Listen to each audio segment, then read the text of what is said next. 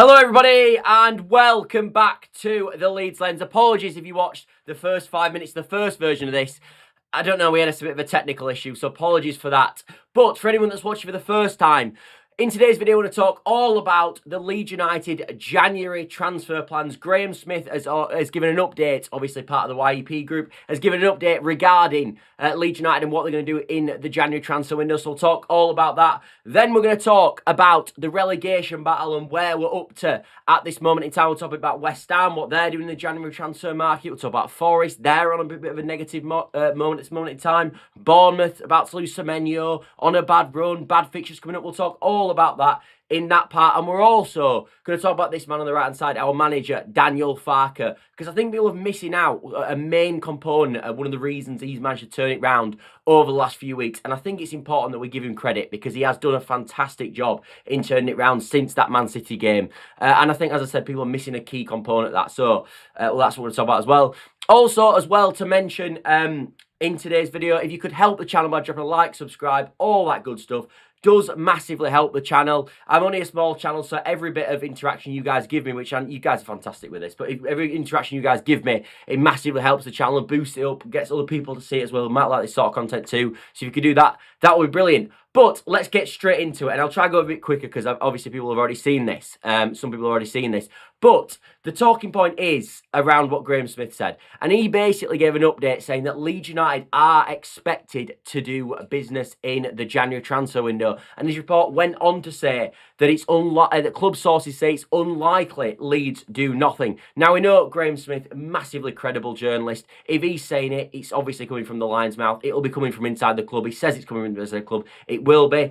And this is a real positive. Leeds United, we no need to do stuff in the January transfer window. We know West Ham have just spent £50 million on 2 strikers. Leeds United have to respond. Yes, their financial FFP, PSR, however climate is not quite as severe as Leeds United's. We know it's going to be a difficult market for Leeds United, but we do have to do business in January. We've got to do stuff. We've got to find ways of changing the books, of manipulating certain transfers. Can we do loan with obligation? Can we do loan with buy options in the summer? Yes, these players might not be first choice players because first choice players, realistically, clubs might just want the money up front.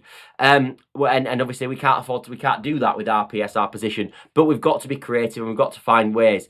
The other thing that I think is important to note in this sort of situation as well with the Graham Smyth article is he said that Dookie is a player that we've been linked. German centre back Sky have talked about this. Team Talk have talked about this. Loads of people have talked about this. Well, the update regarding Dookie is that Leeds United are not going to go in for Dookie, and it was just basically someone that Leeds United were looking at. Be interested, he should have kept going. Deco wasn't that bad, and it only lasted 30 seconds. Story of your life, maybe. It's funny enough, BMG, when I finished it, I actually looked back to see if the recording was, because I presumed it was for the whole time, and I actually didn't know it was only 30 seconds. Had it been only 30 seconds, I'd have just cut it out, but that was, I didn't know that. I just skipped back 30 seconds and it was still sounded awful, so I was like, oh no, the whole thing must be awful. But yeah, I do realise that, and apologies, it takes a bit of time to turn around as well, but I appreciate you sticking with me. It's these live streams, when you do it live, unfortunately, if anything goes wrong, there's not much I can do about it. Like, I've got a really good quality mic. It's one of the best mics you can buy. I've tried to get the best quality sound, but it's the situation with it. But what going back to any of the talking points regarding the January transfer window, what was important is that in Graham Smith's article, he talks all about the idea that potentially they had a certain philosophy that they were going to go for in January and a certain style that they were going to go for. We know in the summer they wanted Harry Wilson, they wanted Brennan-Otte, both them deals fell through, and you'd have expected in the summer going into the January transfer window that they'd look for sort of a number 10 that can play on the right hand side, that sort of profile. And I think for a lot of building up to this January transfer window, that was probably the priority position. Whereas what was interesting about this article, he says, yes, you'd expect Leeds United maybe to look at that again, but there has been an understanding that because of the situation of the adaptation of changing in formation, going to a 3-back, going with 2 up front, maybe there's an option where Leeds United have to go buy another striker in the market, which maybe wasn't a target in the summer, and also potentially going and getting another centre back. And I think I was saying on the first stream, when me and my dad were talking on the way home from golf today, and we were talking about the January transfer window, and I was looking at sort of where for me Leeds United need to improve in the most important positions for me. I think they're the two most important positions. I really want a backup left wing back as well, because I think if Goodman's to go down, I don't really want. I know James Justin was brilliant the other day, but obviously the left hand side is a bit different. Right foot on the left hand side, I've never really liked. I know that's quite a basic bit of football sort of understanding, but I don't really like the idea of having a right footed guy on the left hand side. I think you've always got the pass inside, and it really makes you predictable on the ball. But as I said, for me, the two priority positions are probably a centre back that can mirror the attributes of one of the wide centre backs, because I think majority of them can use the middle centre back. We need a wide centre back, and I also think, to be fair, we're probably going to need to buy another physical striker, because I still believe our best system, and when this league system is at full flow, you've got to you still need two physical number 9s up there, and I think that's when we've seen the system the best, is when we've seen the two physical number 9s, i.e. the Chelsea game. But because of obviously Nemecha being injured, and now he's back, but we don't really want to play him with DCL the whole time because we don't want them both out, I think you get into a situation where apologies by the way, I can see comments coming through, I'll get onto it. But I think you get into a situation where then we've got to play either Okafor up front. I think people suggested Gnonto up front, and I don't think they systematically work as well. I like the two physical number 9s up there, and I think if Leeds United can go and get another number 9 in January, so we can constantly have two physical number 9s up there, I think that'd really help us. Anyway, I'll get into some of guys' comments. We need to use the loan market to get a striker and a centre back, says Will Grant. Yeah, I think the loan market is something that Leeds United and the 49ers, truthfully, have never really done that good of a job of. Obviously, we did with Solomon last season, which was a fantastic loan addition, and I think we got Roden on a loan as well, which was a fantastic loan addition. But I can remember Spence not working and a few others not being perfect. Obviously, we didn't explore the loan market in the summer transfer window, which for me was a massive mistake. But we've talked about this before on the channel. You'd expect that because of the World Cup and players wanting to go and play in the World Cup, naturally it should allow more players to go on loan because they're trying to get in them World Cup teams. So hopefully that's something that Leeds United can use. And obviously when we talked about that French centre-back that we linked to, the plays for Leipzig, I think he potentially maybe has an idea of getting the French squad, and then maybe that's why he becomes available as well. Michael says, we didn't need Daniel Farke to use this system in the Championship, and using Ampadu's long throws, as I feel he did for Leeds United, he could have got us out the Championship ahead of either Ipswich or Leicester. That's interesting, Matt. My feeling is that I understood why I didn't do the long throws in the Championship. I think I wanted to dominate possession a lot more in the Championship. We didn't have the height in the team in the Championship to utilise the long throws in the way that we do. Yes, we had Ampadu, who was the long throw taker, but we didn't have him. We didn't have the height that we do now. We weren't playing with a massive physical striker. We had Joel Perot up there, and we weren't playing with 3 centre halves either. So I couldn't understand it, if I'm being honest. Rich says, I have a feeling we ain't going to do any business in January. Well, look, I think the 49ers never usually do a lot of business in January. I think the reason we don't do business in January usually is fundamentally because it's not a particularly good market. It never has been. I even agree with this. Farke said this the other day, but he is right. You always overpay for players that are currently playing, or you end up buying players that are not currently playing at their football club. And if they're not playing at the football club, usually they're not match sharp. And by the time you get them match sharp, there's only a few games left of the season, maybe 10 games left of the season. And yes, they can make an impact, but it's then tricky for them to make an impact. And any injury, and there's just basically no point. And so you end up either always overpaying or basically taking massive gambles. So I don't think it's ever a good valued market in the January window. Yes, you can get good deals done. Teams have got good deals in the past, but do I think it's got as good a success rate in the summer? Absolutely not. But when you look around the league, and as I said, when you see West Ham spending 45 million plus on strikers, you do look at it and go, maybe Leeds United need to do something there as well. I've read that one out. Cover for centre forward and centre back. Don't want to upset the balance too much. Don't fix something that isn't broken. We need to stick to our physical profile. Yeah, I agree. I completely agree. If I'm going for a centre back and a striker, again, I want them to be of a physical profile. And to be honest, even when you've seen the small links, even though we said that Duke isn't going to sign for the football club, again, we know he was on Leeds United's list. Graham Smyth said today he was on Leeds United's list. So that should be the profile to target, and I think it will be. Again, the Leipzig centre-back that we've looked at, again, is of that sort of mould. So that'll be interesting. But as I said, I'm still of the opinion that they might do a sort of number 10 / right winger sort of profile. If it's someone like a Buonanotte that mirrors his characteristics, or someone like a Harry Wilson, I wouldn't be surprised if they do one of them still. As you don't like Farke, I'm not going to talk about that. I do. But well, we didn't have a target man, and at one point the other team were more More than likely to score from a corner, so you know, I'm not quite sure I'm in there. BMG says, and apologies, but I'm a bit far behind on the chat today. I'd say firstly we should go for loans and B, versatility. I agree centre back and striker, but they need to be versatile. A younger version of Milner who can play right back, left back, midfield, a versatile attacking midfielder too. Yeah, I think that's not a bad shout. I think that's a good shout. The only thing is when you get in loan players, mate, usually in the young loan players, usually they might be getting a bit of game time at their current club, but potentially that club wants them to go and play in their perfect position, and that's why they send them out on loan. So sometimes they want you to play them in a certain way. So I think that's something we've got to bear in mind.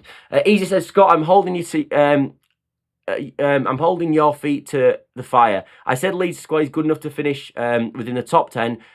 Do you now agree your assessment of the squad quality was wrong? No, I don't. I actually don't. No, I still think that our squad, in terms of a calibre of squad, in terms of actual quality on the ball, which is what I've always talked about, I still think it's really poor. I think the way we're getting results at this moment in time is we've got a fantastic team spirit. I think the manager's getting all he can out of the players at this moment in time. I don't think he's been all season, but at this moment in time, I think he is. I like the way he's adapting at this moment in time. And I think we're using the physicality in our team to the best of our abilities. So this is an interesting point with this.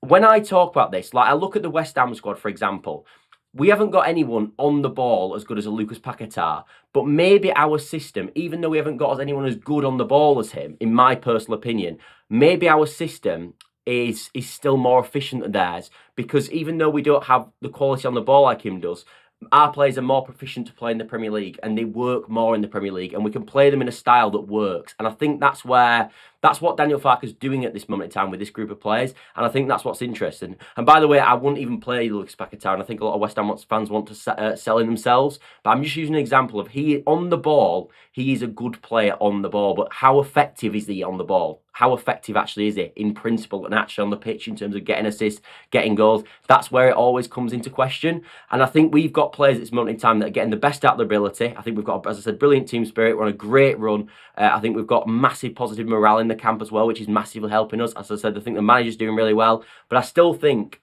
there's a lack of quality in terms of someone like who's got an absolute moment of class. Like, I think if we had a player that of like a Pablo Hernandez-esque type of footballer in the team, I don't know quite how they'd fit because we're down this physical style at this moment, but I think you might see a killer pass done in the Sunderland game, for example, that opens up the door and we end up winning the game. And I think when we look at the next iteration, hopefully of Leeds United, if they do stay in the Premier League, it'd be nice to add a few players in like that who've got that next ounce of quality, who can see that pass but also can fit into this physical style. Like, Tanaka's got that class on the ball. It's not quite working with this moment in time, but he has got the class on the ball. But I don't think he's quite adapted to the speed of the Premier League yet, and I think that's his problem.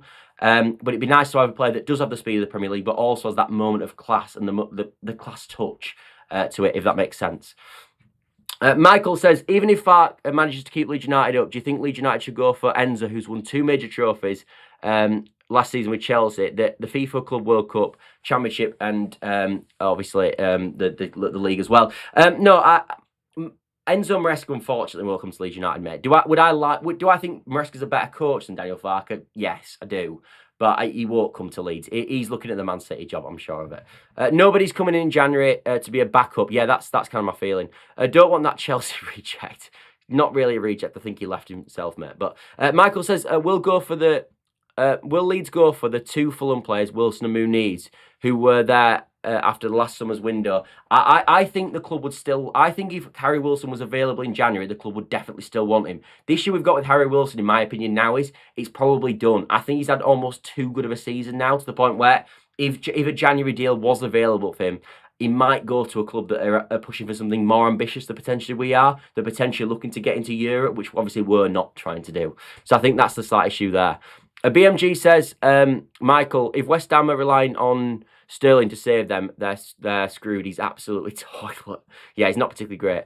Leeds United have to match West Ham in the transfer market, as they're spending big money to avoid relegation. West Ham are also after Raheem Sterling to boost their attack. Yeah, I'm not sure I agree with BMG this. I'm not sure Raheem Sterling's all that, in my opinion. Sorry, I've missed a few comments here. It's kind of not down a minute.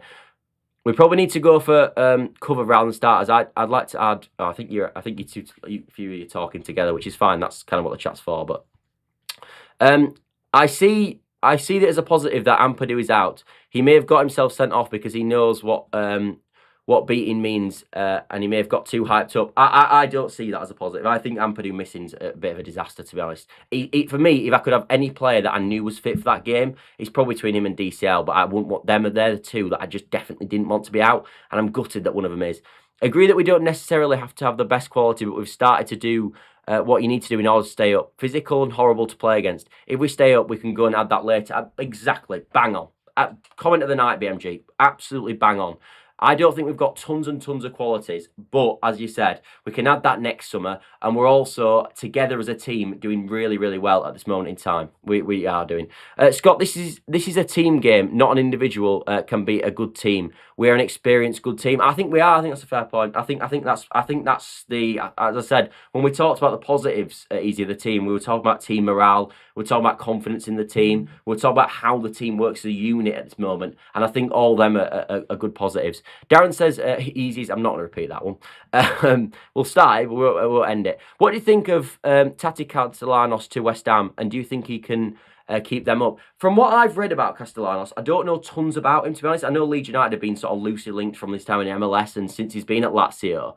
But my honest feeling is that he screams flop to me. From what I've heard of Castellanos, he's a fantastic presser of the ball, but his finishing is inconsistent, and as a footballer, he's quite inconsistent at times. And I always think recruiting from the Italian league is very difficult to adapt to the Premier League, especially in the January transfer window where you don't have a pre-season, because the Serie A, compared like the Bundesliga, is very fast. It's played at a really fast. It's a really fast physical league, a bit like the Premier League. The Premier League's on another scale, but it's fast and physical like the Premier League. The Serie A is not like that at all. The Serie A is much slower than the Premier League. And I think it takes a long time, usually. There'll be examples where it doesn't happen, but usually it takes a long time to adapt to the Premier League. So if I was looking at what Leeds United should do in the January transfer window, recruiting a striker from a slower league is not what I'd be looking to do. So that screams flop, in my opinion. I actually think the other guy, Vincent, from the Portuguese league, in terms of physical calibre and what he can offer, might actually suit him more, potentially. You missed a truckload of comments after Michael's one and Wilson and Muniz. Sorry, mate. Basically, what happens is I scroll on my thing to see the comments, and it scrolls massively. When there's loads of comments and I'm really far behind, it scrolls through them all so fast. So I kind of don't know what I've missed, in truth. Apologies for that. I try to read all the comments out, you guys know that, but when there's more, it gets more tricky. And hopefully as the channel grows, it might get even more tricky. Scott, look at the Sunderland Leeds. Should learn from them in how they identify and recruit players and are willing to pay over the odds to get certain players. Yeah, I think that's true, Michael. But as we've talked about it in the summer a bit, Michael. Sunderland were in a different situation in terms of PSR. Obviously, I'm sure you're aware of that as well. But that obviously allowed them to spend more on DR than we could go to. It allowed spending more on Sadiqa than probably we could go to. And I think that's why we didn't get them players, which is a bit of a shame. We didn't need to sign anyone in this window. I disagree with that, Easy, personally. Castellanos has a long injury CV, doesn't he? Yeah, I think he has had a few. He struggled with injuries. He's also quite, as I said, though, in general, he's a very inconsistent footballer. I think he scored 10 goals in Serie A last year, which is obviously a pretty decent season. But I think this year he's maybe got 3 so far. So I don't know. I'm not fully sure. Darren says Ampadu and Rodon out at the same time is a massive handicap for us. The physical attributes of Ampadu in that position is a massive loss. Yeah, I absolutely agree with you. I completely agree. I think having them both out at once is so unfortunate, especially for this game, because I think this is our best chance to beat Man United since we've basically been playing him in recent years. Since we got promoted with Bielsa, I think this is the best possible chance to beat them. I think the way we play, the way we bully teams, the way we dominate in midfield, and they only play 2 in midfield with this weird 5-back system that they play, where they only play with 2 midfield. I think this is the best chance to beat them we will ever have. And the midfield is massive in the way you beat Man United, because you can always outnumber them in. And if you're physically dominant in there as well, like Leeds United are, and would have been with Ampadu especially, I think it's such a shame he's missing, because I think he would have been a huge impact. Beams, I repeat, 2 positives from Liverpool was Justin, man of the match, and Bornau, who was amazing considering he's barely played. I thought exactly the same thing, mate. I thought they were massive positives, and it was a shame actually that Bornau went off injured. We don't quite know the severity of that, and if it was just cramp, hopefully it was. But I'm hoping he's available, because I would actually start him against Man United. I actually would. Well, obviously, we'll do a preview as well. I'll get that one out probably tomorrow now. But But yeah, I must admit, by the way, the times feel a bit weird. Like, it doesn't feel like a Friday to me at all, but I guess that's over the, what? It almost feels like a Monday or something. Anyway, that's the situation with the transfer plans. We're going to talk about it now, and I'll get back into your comments. I'll just go through where we're up to with the relegation battle, because that's something I wanted to talk to in the show. I'll get through the last comment from BMG, and then we'll do it. Grew is hugely underrated, and hopefully he can step up if he plays against Scum. Yeah, I think he'll play in them. I think he'll have to play in the midfield over Ampadu. Bias referee at Anfield, especially when Leeds come up against the big clubs. Ampadu yellow is never a yellow card. I know, it's ridiculous, isn't it? I don't even think he means to handball it. I'm not even convinced it was a handball. It was right up here. Like, I feel like you can be offside for that. I don't know. It just felt very harsh. But, and also, did it? I don't know. I just didn't think it was a yellow, nor did I think it was even a foul, to be honest. But yeah. Anyway. Regardless. Anyway, let's move on to the relegation battle, because let's talk about something very positive, and this is very positive. Look at the state of that Premier League table now. What an absolute landslide difference to what it was a few weeks ago before that Man City game. Look how nice that looks at the moment in time. And let's start with Bournemouth, who are obviously at the top of that this moment in time, and I think they're on an absolutely awful run. I think they're winless in about 10 now. They managed to get a decent point away at Chelsea, obviously midweek. But I still think they're a team that potentially we could catch. And I do think I do that easy. But and I do think as well that that Bournemouth are a team that could be dragged into it potentially. I look at them as one of them in the above pack that think maybe they could be dragged into it. And this weekend, what's interesting about Bournemouth is they actually play against Arsenal, and obviously we play against Man United. So if they lose to Arsenal, which you'd probably expect them to do, and then we obviously beat Man United this weekend, we'll actually go above them for the first time I think all season, and except probably I think the first game of the season potentially. And then you're really dragging them into it then. I think that really could help Leeds United out. And there could be another club that, again, you're dragging into it. We obviously know they're going to lose Semenyo in January as well. So I think Bournemouth, I don't think they're quite in this full-on relegation position at this moment in time. I think they're just a bit out of it. But I do think they're slowly creeping up with the idea that they could be someone to look at. But you've also got to bear in mind with Bournemouth, they're still 9 points ahead of West Ham at this moment. Anyway, let's get on to the next team, and let's talk a bit about a team that I didn't think would still be here, if I'm being honest, and that is Nottingham Forest. Nottingham Forest, for me, I still believe, and I'll still say this, I think in terms of the quality, they have so many quality players in that current sort of 20-man squad that Forest have. I think they've got a lot of quality, and I think they've got the most quality probably of any of them teams that you can see on the right-hand side of my screen there. And I've always felt like with that and with the Dyche factor, they'll be all right. And my truth of the matter is that I still think Forest won't go down. It's why I don't want to do a whole segment about them, and it's why I don't massively check the results when they're going on, because I still think they'll be okay. But I must admit that loss to Everton was a massive blow for them. That was a bad one. Everton had loads of players out. They were really depleted squad, and I thought Forest would win that. And the fact that they didn't win that has really put it into question of sort of if they could be in it for the long haul. I still don't think they will, and I still think they're probably going to finish 10 or 15 points outside the relegation zone personally, and I think it will start to click for them. I think they've got, as I said, too many good players. But they're in it, and I think we're halfway through the season now. And if you're halfway through a season and you're still where you are, I think you've got to be, you've done it long enough now to be sort of involved in it for the moment. And I think that's what you've got to say with Nottingham Forest at this moment in time. And they do play Aston Villa as well this weekend. So again, if we can win our game against Man United and they lose to Aston Villa, we're obviously already 3 points ahead of them. That'll make it 6 points this weekend, and I think that's starting to get to a point where they are seriously in it, and also seriously Leeds United are really out of it, because obviously if we finish above Forest, we'll definitely stay up. So I think that's something to bear in mind. Wolves versus West Ham, Aston Villa, Nottingham Forest tomorrow. Yeah, it is, Michael. I think we'll have to keep a beady eye on that one. Easy says, Scott, you need to slow down when you read comments. I think you sometimes misinterpret it. I've got dyslexia, mate, unfortunately, so that is kind of unfortunate, but that is kind of true. I also try, in the videos, I usually try to talk fast because I think it's boring. When I watch so many YouTubers, they talk so slow, it drives me mad. So I do try to talk fast anyway, but it kind of is what it is. That unfortunately, it's just something I was born with. I'm not the greatest reader. If Bornau is injured, hopefully not. Justin can play right centre back, so he's not a disaster. Yeah, Yeah, that is true. I think if Bornau is missing and is injured, then he's going to have to be Justin at right centre back in it. Someone said Ampadu's yellow was for dissent. Such a terrible piece of refereeing, but will not get overturned if we appeal. I thought it was for handball. If it was for dissent, that's ridiculous. Because I think Biol got one for dissent as well. I just didn't think he'd said enough. Jack says, I'm standing firm on Forest. You've talked about Forest a lot, Jack. Awful result at home to Everton. They will be in the mix with a busy European schedule. Yeah, the European schedule is something to bear in mind. Obviously, we've seen with Crystal Palace recently when we played them that when you've got a busy European schedule, it does affect your season. I still think they'll be all right, though. And when they will drop out, I think, of the Europa League at some point. I don't think they're good enough to win it. So if they do drop out the Europa League, I think that they will then push on with one game a week.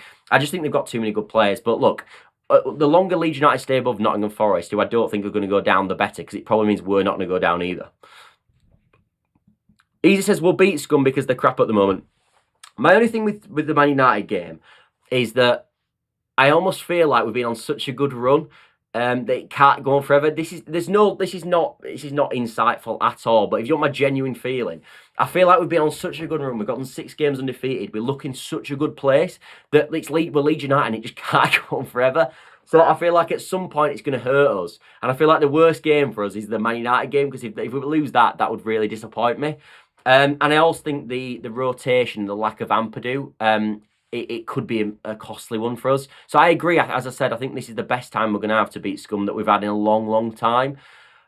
But I worry about that game, because if we win it, it'll be so massive for so many reasons. I think we'll really propel ourselves up into the next group of the relegation teams that are probably not in the relegation conversation at this moment in time.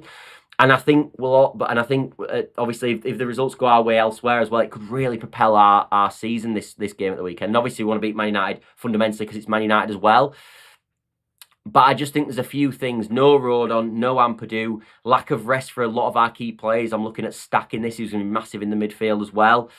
And I feel like we've almost got a bad result coming. But there's no logic to that last point. It's just an inner feeling. Darren says, I fancy Bournemouth to get dragged into it. I'd like to say Forest, but I can't see it. That's my feeling, Darren. Squad and Dyche is overrated. Well, I think there's probably something in that, Jack. I don't think they're anywhere near that, though, under Dyche. Obviously, they started awfully under Nuno. And then they went to Postecoglou, and that was absolutely horrendous either. I think if Dyche had been managed from the start of the season, they wouldn't be anywhere near it at the moment. But, yeah. They also, not that long ago, by the way, they went to Anfield and won 3-0. So, you know. George says, Leeds are still not home and dry from the drop. They need to start getting more wins and get further up the league. I agree, Darren. But that might... or is it George? Should I say it? George, I agree with you, mate. I'm not easy at all about it. In fact, someone messaged me today saying, do you think Leeds are safe? I said, absolutely not. We've literally played half the games of the season so far. We're nowhere near home and dry. No way. We could go on a bad run again. It can happen.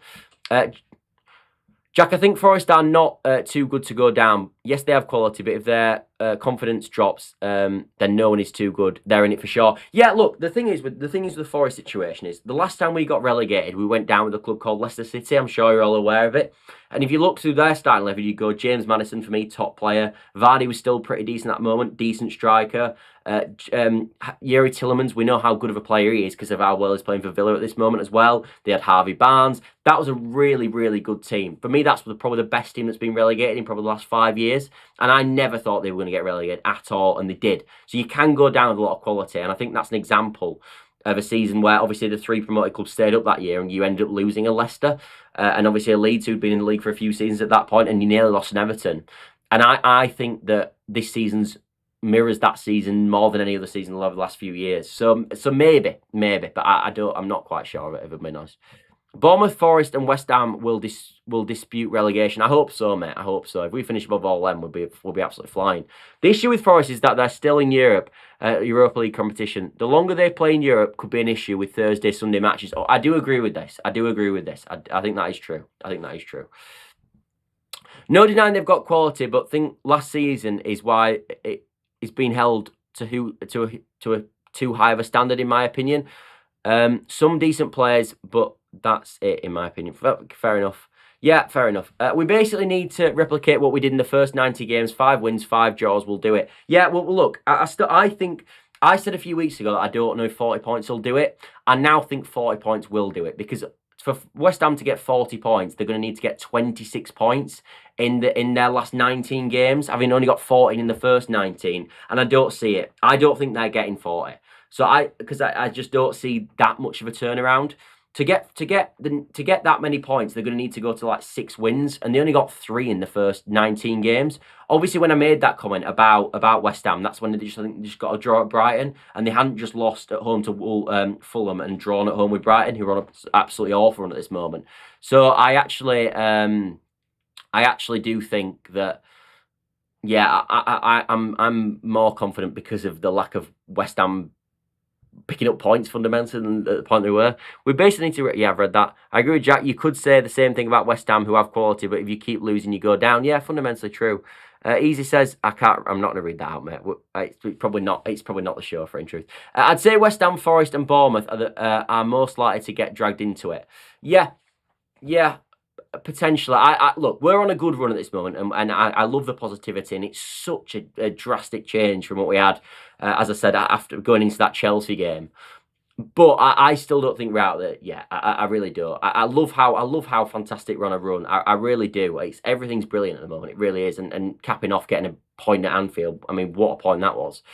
But I don't know. I'm not fully sure yet. Agreed. West Ham are in a similar boat. It looks pretty on paper, but they're not getting results / consistency. True. I can't believe that West Ham have only won 3 games in the first 19 games. That is crazy, isn't it, to be fair? Leeds can't allow themselves to be too reliant on DCL, given his injury record. This is another reason, Michael, actually, why I'm not fully sold on us staying in the league yet, just because of stuff like that. Leeds need to attract another top striker to share the goals. And not just free transfers like DCL and Nemecha who get injuries. Yeah, but DCL, I mean, one thing I was thinking actually in the car today when we were driving to golf, actually, all I do is think about Leeds United. Maybe I need another hobby. But one thing I was thinking on the way is, do you know how many times I felt like I looked around the league and gone, oh, he'd have been such a good signing for us. Why didn't we do that? He'd have been such a good signing for us. Why didn't we do that? Literally every single club, probably in the bottom, from the 6th place team downwards at this moment in time, is going, God, DCL had been a decent striker for us. Why didn't we just do DCL? Like, even Spurs at this moment, obviously, they're relying on Richarlison. I even think they probably look at it and go, God, why don't we just have a punt on DCL? And I absolutely love the fact that we've got a player that everybody else is saying that to, rather than it being the other way around like it's been for so long. As I said, I remember so many times when, like, I think Everton signed Tarkowski, and even think Ben Mee at one point I thought was probably just a decent addition on a free. And John Henderson, obviously, this year as well for Brentford's probably been a really decent addition for them. I love the fact that we've got a player that everybody else looks at and thinks, why didn't we just have a punt? And I'm glad that we had a punt. What a punt that was. The way the league is going, anyone up to about 8th is a possibility. It's very bunched in the middle. It is. Because the thing is, obviously we're 7 points off West Ham at this moment, which is a massive gap. And you can tell it's a massive gap because I think if you go 7 points up, like if you go to the team on 28 points, I think they're in about 7th. So between 16th and 7th is 7 points. And the difference between 16th and 18th is 7 points as well. And I think that goes to show how much clear we are of West Ham. Because I think we don't feel as clear as we are because we're only 2 positions ahead. Or 2 positions ahead. But I do think that we are almost further ahead than it probably looks like. I fully expect Wolves to get their first win tomorrow. Mate, I hope so. I think West Ham will win tomorrow. I do. I think they'll win. The only thing I would say is that they look so much better when Wilson plays, and that's one thing that worries me with these 2 new strikers coming in. But I don't think Wilson will better do a 90 or a 60 because he did 60 midweek. So you might be looking at him getting 30 minutes off the bench again. And West Ham are a different team with a striker and without a striker. I'm convinced of it. So, you know, I'm not sure. But what I would say is I do think West Ham will probably win tomorrow. I do. I mean, Wolves are. I know Wolves drew at Man United recently, and that was probably the best case scenario for us. Man United come into our game low on confidence, just drawn with Wolves. Wolves go into their game high on confidence. It was probably a brilliant result for us, obviously, in that game. I still think West Ham are going to beat them though, but maybe that's just me looking at it from because I don't think West Ham fans think that, to be fair. So maybe, and I think Wolves are actually favourites for the game as well by the bookies, but I don't know. Cover for rotation is going to be important. The way we play will will take a toll both physically and mentally. Yeah, it will. I agree with that. I'm convinced we'll finish above Sunderland. I'm not convinced on that. Again, I thought they put in a really good performance against Man City. Honestly, fair play to them. It's kind of annoying because I actually, if Sheffield United had won that playoff final, we'd be home and dry now. I actually think we'd be home and dry. Like, I'm not worried at all that we'll finish above Burnley nor Wolves. And I think that, in my opinion, that's where Sheffield United would be, and they'd have no quality either. I honestly think if Sheffield United had won that game, we'd be home and dry, and we could have a cigar on a beach. I think we'd be absolutely home and dry. It's because Sunderland have been so good that it's put us in a more frivolous position than you'd have expected, I think, which is it's kind of annoying, but honestly, fair play to them.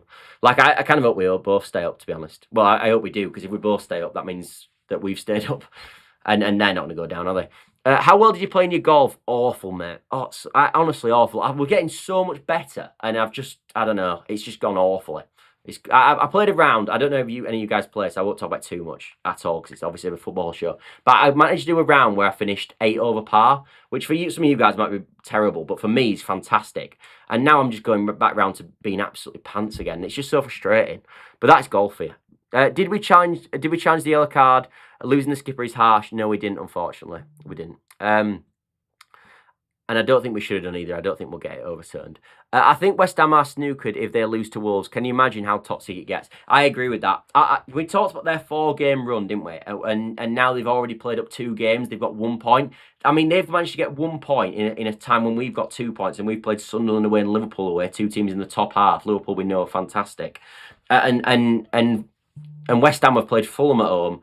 And of course, who was the other team they played? Brighton at home, and got 1 less point than us. I mean, it's been so good for us, but they've still got them 2 games. They've still got Wolves away next, and they've got Forest at home, which is going to be a massive game. So,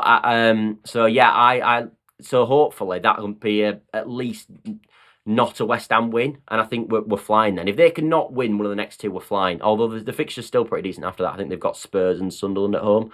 But it's getting to a point then where they're going to have to start winning some serious games. Because after that run is over, that is it then. It's just garbage. Wolves are fighting back hard.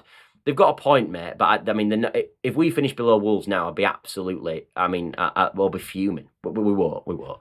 That is actually the risk of us. If only 2 teams need to pass us, we have to stall, and Forest and West Ham could go on a run and change it quickly. They could. I mean, if West Ham beat Wolves, it's totally plausible that they could then beat Forest. And if we lose our next 2, which again is totally plausible, we're only 1 point ahead of them. So it can change so quickly. I mean, it's changed so quickly for us. At the start of December, complete mess. The end of December, we're looking quite rosy. It changes so fast.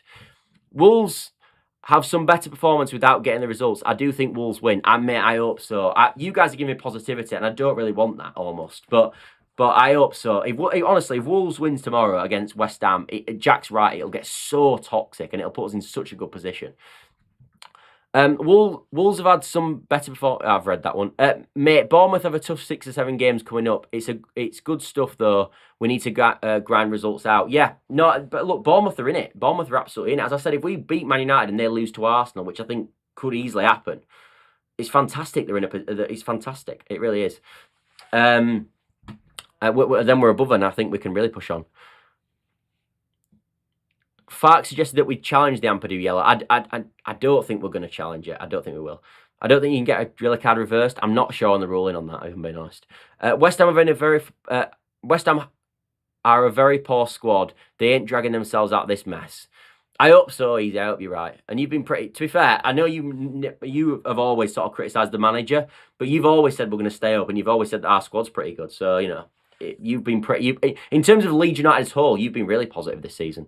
More positive than me. And I think I'm one of the more positive fans probably on YouTube, to be fair. One thing to bear in mind is that we have a very favourable run-in. We do. Our last 10 games are brilliant. Wolf, you might be right about that's presumably about them winning. Happy New Year from New Zealand, folks. Happy New Year to you, mate. Our New Year was yesterday. That was our first of the day. But if you're in New Zealand, absolutely Happy New Year, mate. And also in general, I don't think I said this, but Happy New Year to everybody. I hope you had a fantastic New Year. I spent it in Leeds, spending far too much money, but you know, there we are. I'm not sure how to read that comment, Darren. I'm not sure what you mean, mate, so I have to skip over it. Another thing about West Ham is that Paqueta looks like he doesn't have the right mentality. He's either losing his mind or giving up. I agree with Paqueta. I think there's certain players that are some of the best players that could be relegated. Like there's certain players. I look at Jared Bowen in this category. I look at Rafinha in this category. All these sort of players who've got that will to win. Paqueta's got really good. He's got a really good skill set, and he's a fantastic footballer. And he was probably a fantastic footballer all his life. He's technically gifted. But he's the sort of player that's good enough, but you could still go down with him because of his attitude. I completely agree with that. Agreed. He's very blunt for such a sharp, creative player. I agree. I completely agree with you. He's the sort of player. He's the exact sort of player that you don't want in a relegation battle. Let's put Lucas Paqueta, because he thinks he's better than he probably is, but he is quite a good player.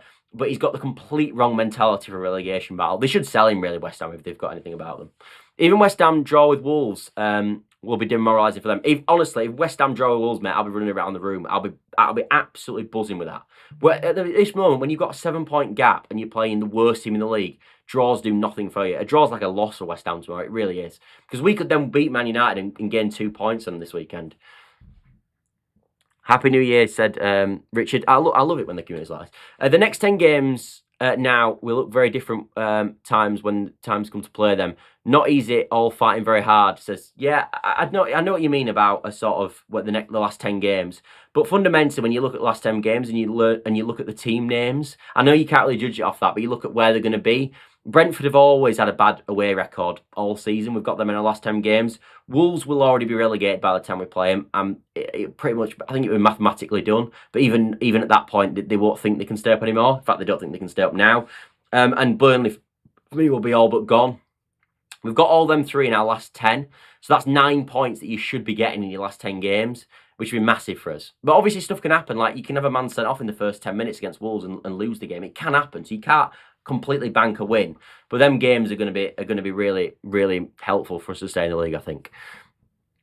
Golf is a weird sport. The way to get better is not to try as hard. So true. Surest way to play crap is to try too hard. No, I know. When you play a few bad shots in golf and you start to go wrong, it's very difficult because you start trying to correct yourself and that's where you go a bit wrong. Hi Richard, South Island. Oh, you're on about where? You're on about where in New Zealand? That's a good point, Scott. We can basically draw our way to safety. West Ham can't. Yeah, no, exactly, mate, exactly. So let's talk a bit about what I wanted to talk about as well, which is Daniel Farke, because I think look, I've talked a lot about Daniel Farke and what he's been doing game to game, but I think what people are missing with Daniel Farke, and I haven't seen anyone mention this, but if people have, then I apologise. But he has completely and utterly changed the way he manages as a manager. Completely and utterly changed it since that Man City game. Before the Man City game, Daniel Farke was a manager who had his principles and stuck to his principles. And that is what he's done. I don't know all his work at much in Gladbach, but I do know his work at Norwich and I do know his work at Leeds United. And he has never really once ever given up on his core principles of how he wants to play football. He wants to play in a 4-3-3 or a 4-2-3-1 and he wants to dominate the ball. And he wants to build up by playing a slow, methodical, possession-based style where he builds up from centre-back into the midfield, into the sort of centre midfield, into the number 10s, and build up that way. That is the way he has wanted to play, and he's done it at Norwich, and he never adapted when it's the Premier League in a whole season. Then in the second season when he got sacked, he never adapted in the Championship. He never adapted with Leeds in the Championship, and for the majority of this season, he's never adapted. And you've got different managers. So, for example, we talked about when Daniel Farke was going to get sacked, Gary O'Neill as an option. I said Gary O'Neill would make sense. And the reason I liked Gary O'Neill is he's a manager. Yes, he has his style, but he will always revert from his style. So he's happy to give up possession when it's the game to give up possession. He's happy to play a 5-back when he needs to play a 5-back. He's happy to play a 4-back when he needs to play a 4-back. But he basically looks at the opposition and goes, how can we stop their strengths and benefit from their weaknesses? And that is the way he manages. So some managers look at it. So Pep Guardiola looks at a game and goes, we're the best team in this game, so I'm going to play my style and see if you can beat us at our style. That is the game. And then you've got a Gary O'Neill sort of manager who looks at the team and goes, they're better than us, or the way I'm going to beat them is not by saying we're better at our style than you are, but instead it's all about changing your style to neutralise your opponent in the best way possible and gain from their weaknesses. And that is exactly what Daniel Farke has changed in the last 6 games. That is exactly what he has done. And I did not see that coming at all. And which is why when we talked about new managers, that was the difference, because he has changed the complete way he manages as a manager. And I am, one, very surprised about it, but two, for me, it's arguably the fundamental reason why we've changed. I mean, just look at how we've played in the last few weeks. Liverpool, we set up in a 5-4-1. That was a 5-4-1. It wasn't, it was said before the game it was a 3-5-2. It absolutely was not. It was a 5-4-1. You had Aronson on the left. You had sort of a midfield 4, and then you had your 5 at the back, out of possession. You look at the Crystal Palace game, in possession, we were a 4-back. Out of possession, back in a 5-back. Again, very unlike Daniel Farke. Sunderland, again, we changed system. We went from we started in a 5-back, went to a 4-3-3. Again, completely different to any way Daniel Farke's coached before. Just think of Daniel Farke 2 months before. We'd have been in a 4-3-3, playing possession-based football. If it didn't work, change it and make Plan B better. Plan A better. That is completely different now. We changed to Plan B, and since Daniel Farke has been a manager in this country, I have never ever seen him do that, ever. And that is a fundamental reason why Leeds United have swapped around, because we are now looking at opposition and going, where can we get at them? What's their main weaknesses and how we can get this team? And what is their main strengths and what have we got to neutralise? And we set up to do that in every single game, and we weren't doing that before. And Daniel Farke as a manager was never doing that before. And that is such a critical change to how we have changed it. And people have talked about, are we changing this game? Are we changing that game? It's about the idea of how you do it. We're coming up with special match plans. He said this before going into the Sunderland game. We had a special match plan for Crystal Palace. We'll have a special match plan for Sunderland. We are not trying to play the same way every single week.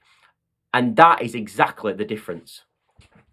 The half-time versus City will be talked about as the opposite of the half-time versus Palace. No one knows what happened either time, but both were transformative. Absolutely bang on. I think at that exact moment, BMG, Daniel Farke realised that he cannot continue playing just his style. Either he don't think we're good enough to play his style, or it isn't going to work, and he had to change at that moment, and he did. And he was a few games off the sack. In fact, I can't fully remember the last time we had a manager so close, in my opinion, to the sack and survive. I didn't think it was possible. I think when you're on the road to the sack, in 99% of times, you end up losing your job. Like, you might have a little bit of form for maybe 2 or 3 games, but then it goes back wrong again, and it goes and it completely messes up. I can't remember a time where I've seen a manager so close to the sack and go on a 6-game unbeaten run in the Premier League. I can't remember anything like this at Leeds. This has never gone like this in my life before as a Leeds fan. So I'm blown away with it, but it's because he's changed who he is as a manager. He's no longer the manager who has his own style and just plays the same way every week at all, which is how some guys play. Iraola does it at Bournemouth. I don't know, Russell Martin obviously did it at Southampton, was a disaster. But he's completely changed. He's completely different. And that has completely revolutionised how Leeds United are playing. And it's why we're now much more adaptable. And it's why now we're picking up draws away from home, which we never were before, because we're so much more adaptable. I thought he was completely done. He deserves a lot of credit for the last few weeks. He does. He deserves an awful lot of credit. Michael, he's using the 3-5-2 system as for now, it's proving fruitful to Leeds. He did change the system if Leeds United are behind at Sunderland when Rodon came off, and he brought on board now to keep a 3-5-2. Yeah, he did change it. He did change it. But it also wasn't working that game, and he made the right call. Agree, BMG, with what BMG says. The 3-5-2 system Farke is using now is not the system he really wants to use. If Leeds to chase the game, he reverts back to the traditional 3-4-2-1. It was a style he used at Norwich and Leeds. Yeah, he does. You're right.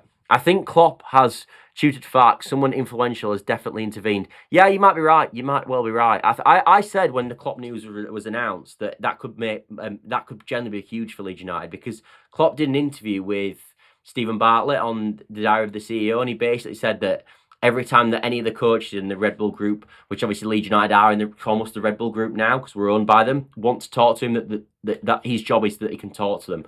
And that is something that's definitely probably helped. BMG says, spot on, Scott. Farke was notorious for being stubborn, inflexible, predictable. He's the polar opposite of that since the half-time. So it couldn't be, as I said, the reason I never thought that was going to happen is you don't usually see that. Most managers either come into the football club and they change the style every single week to try and beat the opposition that way. And other managers go, my style's perfect, and we're going to play this style every single week, and that's how we're going to get the best. And you very rarely see managers change from that. And I can't believe it's happened, but it's working to full effect. And also, his coaches deserve a lot of credit because they'll be helping him come up with these individual match plans for each individual game because it's hard work, that. It's very hard work to come up with an individual match plan, teach it to the players before each game. It's very clever. It is. It really is clever. Who will Leeds target to buy, in your opinion, mate, says Richard? I don't know exactly names, mate. I wish I could tell you. I honestly don't know. But I think they will. I've got a feeling they'll probably go for a sort of a right winger / number 10. And I think they'll probably do a centre-back. I'm not 100% on a striker. He is a revelation, classy, clever. Although after LFC, he's showing signs of anxiety. Watch the vid. Touching his face, swallowing his breath, poor fella. Is that in terms of... presumably that's in terms of Daniel Farke. Surely Easy can give him credit now. Yeah, Easy, you've got to do, mate. You've got to. Let's get... I wonder what the plan was. I wonder what the plan was in the closed season as we bought a team of giants. We are bearing the fruits now. Yeah, we are. That's the one thing. That's the other thing that's benefited it massively is that, yes, we talk about sort of Daniel Farke adapting each week, but we're actually now playing into a style that fundamentally will keep us in the... could keep us in the division. Nearly slipped up there. But that's one thing we are doing at this moment, definitely. And it's it's paying dividends because we're now utilising in the best way possible what we planned for in the summer. And to be fair, the 49ers deserve credit because they went down this road of physicality, dominating from set pieces. This was obviously the plan, and run over teams physically. And I wasn't sure that was going to approach, it was going to work anymore because I remember listening to Chris Wilder sort of conversation. He was saying when they first got promoted, they could run over teams and they could just dominate on a physical basis, and that was how they obviously finished 9th in the first season. But it's too good now to do that. Well, Leeds have proved him completely wrong. We have BMW players that Farke is driving like a Ferrari. Just look at the Prem wage bill. Yeah, exactly. He's doing, mate, Kobe, he's doing a fantastic job at this moment. Unlike Bielsa or Jesse Mark, when opponents knew exactly what system they would play, they would press high against Leeds to bully them. Farke doesn't give much away how Leeds will set up and seek surprise. He does, and he never used to do that. Again, Bielsa was one of these managers. Bielsa was a manager who wouldn't adapt. He had his principles and how he wanted to play was better than Daniel Farke 100%. He was better at doing his thing than Daniel Farke was doing his thing. I'm convinced of it. He was better at that. But when they found out a way to play against his team, he struggled for me to adapt then. I still think he'd have kept us up actually, but he did struggle to adapt. He also got completely screwed in the summer transfer window as well by the old regime. But I don't want to go into too much on Bielsa, but that was the fact. Whereas Daniel Farke's done something completely different. It's much easier to come up with the different game plans when you have an experienced squad. I agree with that again. You give a lot of credit to the squad easy, and I probably give more credit to Daniel Farke, but I guess that's how it is.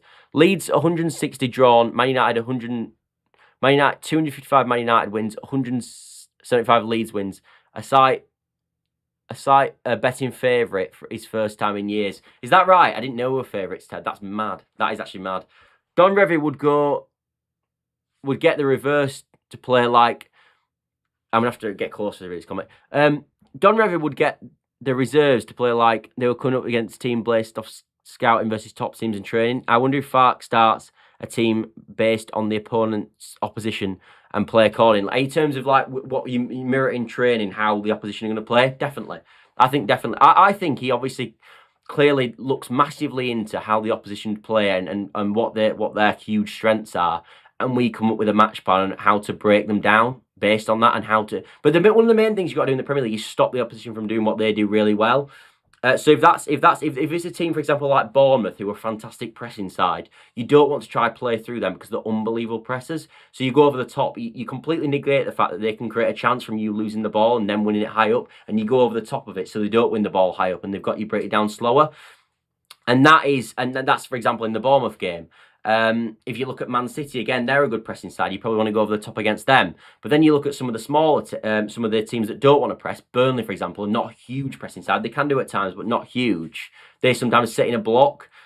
Forest sometimes sit in a block as well. And sometimes you want to dominate the ball against them because you think you can out possession them because you can have easy possession with build-up because they're not going to press you as hard.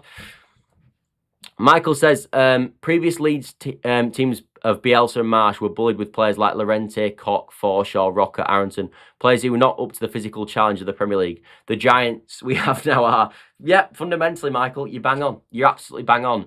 And again, but who deserves credit for that? Well, Daniel Farke does, he must have been involved in some sort of recruitment.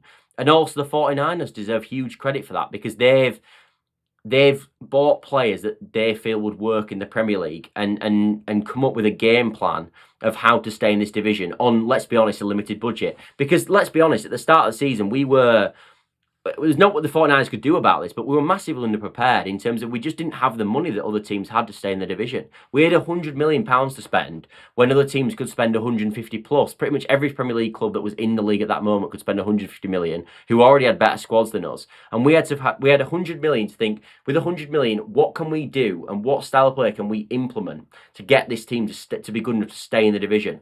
And that you have to give credit to the 49ers for, because with being basically undershot in terms of budget, they've managed to overperform. They have. They've done really well.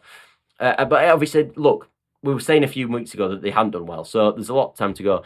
Here we go. Yes! Easy's giving credit to Farke. I never thought I'd see the day. I rate you, Easy. I rate you, Easy, because some people wouldn't do that. I rate you. Easy, I give Farke a lot of credit because for Farke to change, he means he really wants to stay at Leeds, which I applaud. All right, we'll give you that. And you've given the 3 Leeds hearts as well at the end. No, I appreciate that. I never thought I'd see the day. But you're clearly not stubborn, so that's nice. Anyway, thanks all for watching as always. What a way to end the show. Is the darts still on? I might go watch the darts now after I've done my clips. But thanks all for watching tonight. I've really, really enjoyed the stream. Sometimes the streams, if it's negative, it's like, oh no. But tonight has just been fantastic, and I hope you guys have enjoyed it as well. But I think there should be a stream tomorrow. In fact, I'll make sure I get a stream done tomorrow, and we'll get a Man United versus Leeds United. Oh no, a Leeds United versus Man United preview as well tomorrow. So stick around for that. I think you guys will enjoy it. You enjoyed the last one, so I hope you do enjoy it again. But thanks all for watching. As I said, I've loved the show tonight. It's been fantastic, and it's reminded me exactly why I love doing these shows. So yeah, thanks all for watching. I'll just read the last few comments, and then I will see you all later. Farke learned a lot from what Russell Martin said last season when he was sacked at Southampton managing the Premier League, when he said teams were bullied. His team were bullied each week in the Premier League. Farke mentioned that last season. Yeah, that's interesting and very, very true. Leeds need to get a win or 2 in January to start pulling away from the drop further, as we're getting more clean sheets. Have been far and few between. Yeah, they have. And that's why the clean sheet was so important, mate. But it'd be nice, wouldn't it? Like this weekend, if we could just... We've got quite a decent game against Man United. We have. They're quite a poor side, aren't they? And if we can get a win and other teams around us drop points, which I think Wolves probably won't beat West Ham, so they probably won't drop points, West Ham. But if the others drop points, we still pull up away from them as well. So we need to make it a positive weekend, and we need a few more. If we can get to sort of like double-digit points away from the drop zone, I'll start feeling much more confident. Farke said from the start, we need to recruit on character over skill. The proof happened in the Sunderland game, as Labrie has shouting match as he subbed player. Yeah, no, that is one thing we've definitely got. Farke earned the right. Anderson Van Veen about to start. Match into the good Scott, good show. Yeah. Is that and I think Gary Anderson, gets the final this year. I do. I think although Van Veen looked really, really good last night. Last night when he beat, who did he beat? I can't remember now. We've been talking about Leeds so much, I forgot what I watched of the night. Anyway, Easy says 4-0, mate. That'd be unbelievable. I do think actually, if we got up early in the game, say we went 2-0 up against Man United early on, I think anything could be the score at that point. I think we could really run over them. Very tough game for Leeds against Scum. Not sure if we can get anything from that game. I hope so, George. I hope so. Good stream, even despite the false start. I forgot about that, mate. What a disaster that was. Anyway, thanks all for watching. Anderson to win it, potentially in the darts. I will see you all later, everybody. Bye for now. Bye.